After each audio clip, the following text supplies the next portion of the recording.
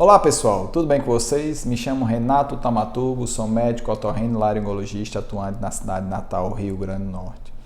E neste novo vídeo nós vamos comentar falar um pouco sobre aquele barulho desagradável que algumas pessoas fazem durante o sono, que nada mais é que o ronco.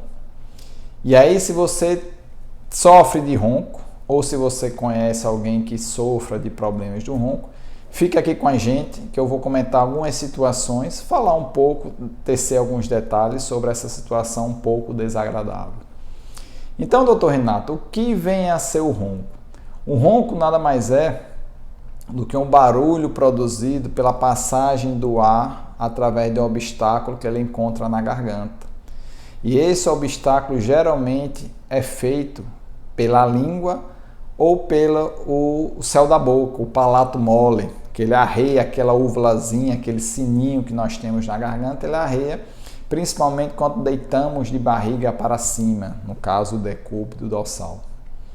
E aí, quando o ar passa sobre essa estrutura estreitada, gera o barulho, o ronco. E o ronco, ele, em adultos principalmente, ele pode esconder uma doença por trás, chamada apneia do sono. Então, a apneia, ela começa exatamente com o ronco, né? Ela tem que existir na maioria das vezes o ronco. E aí, a partir do ronco, evolui outras situações. Então, o ronco, ele pode existir única e de forma isolada, sem ter a apneia isolada. É o que nós chamamos de o ronco primário. E esse ronco primário, ele não traz nenhum malefício àquela pessoa, porém incomoda o seu companheiro ou sua companheira, pois atrapalha o sono deste ou desta. Mas a partir do momento em que o ronco se apresenta com a apneia do sono, aí sim nós temos gravidade, aí sim nós temos uma doença de risco, que é uma doença, de certa forma, silenciosa, apesar do barulho que ela provoca durante a dormida. Mas, doutor Renato, o que é que significa apneia? Roncar não é apneia? Não. O próprio significado da apneia já nos explica muita coisa. Se nós pegarmos a palavra apneia, o prefixo a, nós sabemos que significa ausência, enquanto que o termo pneia significa respiração. Logo, a soma de ausência e respiração significa que a pessoa parou de respirar naquele momento.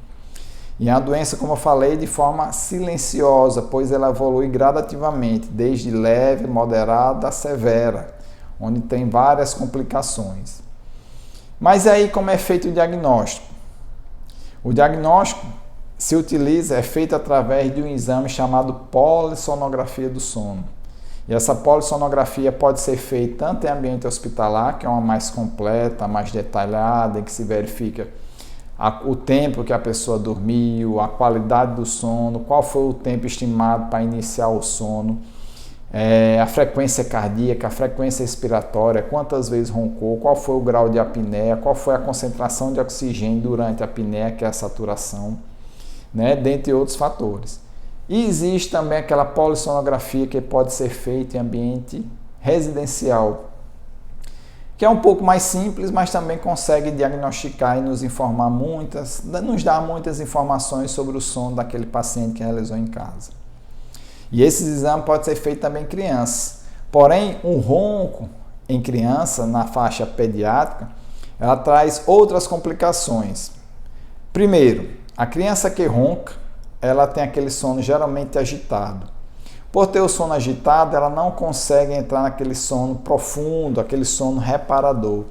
E com isso faz com que a criança não tenha a liberação desejada do hormônio de crescimento. Então, logo, uma criança que ronca todas as noites pode ter um déficit de crescimento. Então, a primeira coisa que a criança tem ronca, a gente tem que fazer um tratamento para eliminar esse ronco, para a criança ter um desenvolvimento postural adequado. Outro fator, criança que ronca tem um sono agitado e acaba também não entrando no sono REM, ela acaba sendo agitada durante o dia. Então, aquela criança tem uma agitação, é interessante procurar o otorrinolaringologista ou até mesmo o pediatra para acompanhar essa questão do ronco. Diferentemente do adulto, o adulto que ronca e não entra no sono adequado, ele tem sonolência diurna. ele tem dores de cabeça com frequência, ele tem falta de concentração naquilo que ele faz, ele se estressa muito rápido. Então, veja que dependendo da faixa etária, o ronco ele pode causar sintomas diferentes. E aí, quando você tem o diagnóstico através da polissonografia no adulto ou na criança, nós temos que iniciar o tratamento, pois a apneia é uma doença que pode trazer riscos cardiovasculares, como, por exemplo, levar a uma hipertensão, desenvolver uma dislipidemia. Que palavrão é esse, doutor? Desenvolver alterações nas suas taxas de colesterol, de triglicerídeo, alterar a sua absorção adequada do açúcar, podendo levar a intolerância. Intolerância não, resistência periférica, né? A insulina, podendo levar ao estado de pré-diabetes ou mesmo evoluir para diabetes. Como a pessoa ronca, não dorme adequada, não dorme de forma adequada, isso leva à indisposição, então a pessoa fica preguiçosa, sedentária, elevação de peso, a obesidade. Então, o tratamento consiste exatamente em duas coisas principais. Primeiro, iniciar a atividade física regularmente. Aquela pessoa que tem apneia ou ronco tem que fazer isso. O segundo é controlar o peso. Se você está acima do peso, tem que procurar um profissional que lhe oriente a sua alimentação. Se você é sedentário e tem que realizar a primeira parte do tratamento, que é a atividade física, tem que procurar um educador físico para lhe orientar da forma adequada. Além disso, tem aqueles abusos de medicamentos, principalmente relaxantes musculares, para quem tem dores de cabeça com frequência. Então, a eliminação dos relaxantes musculares. O etilismo constante, nós sabemos que o álcool também é um relaxante. E ao fazer o relaxamento, promove o arreamento da base da língua e da úvula, que faz parte do palato mole, provocando uma obstrução na garganta, favorecendo mais ronco e logo mais apneia. Evitar também aqueles remédios para dormir, que também na maioria deles são relaxantes. Então, nós vimos já aqui 5 pontos: perder peso, atividade física, evitar abuso de analgésico e principalmente relaxantes musculares, evitar o abuso de remédios tarjados e evitar o abuso de álcool.